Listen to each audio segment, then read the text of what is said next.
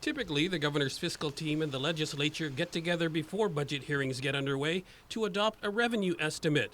But there's a problem this year, says Budget Director Lester Carlson. The problem is nobody knows when tourism is going to rebound. If we had a hard date that,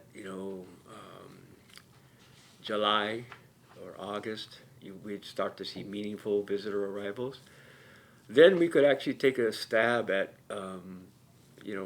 redoing the revenues. I can't even begin to understand how to recalculate government revenues without understanding when tourism is going to resume.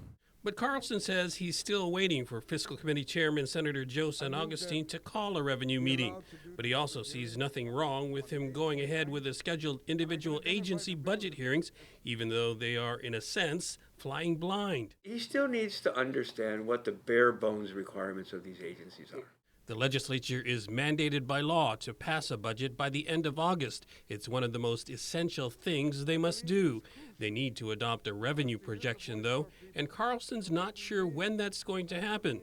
But he acknowledges it may be a hard pill to swallow. What are we looking at for a fiscal year 21 budget for the government of Guam?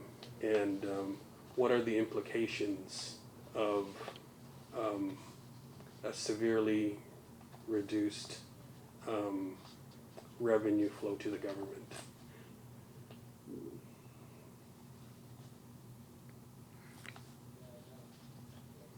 There will inevitably have to be cuts. To what degree the cuts are, it is going to be commensurate with the anticipated reduced revenues. But again, I can't tell you what that is because I don't know. There is some good news for the current fiscal year. Carlson says the government should be able to cover its obligations through the year ending September 30. A big boost is expected in July from income tax that was pushed back from April.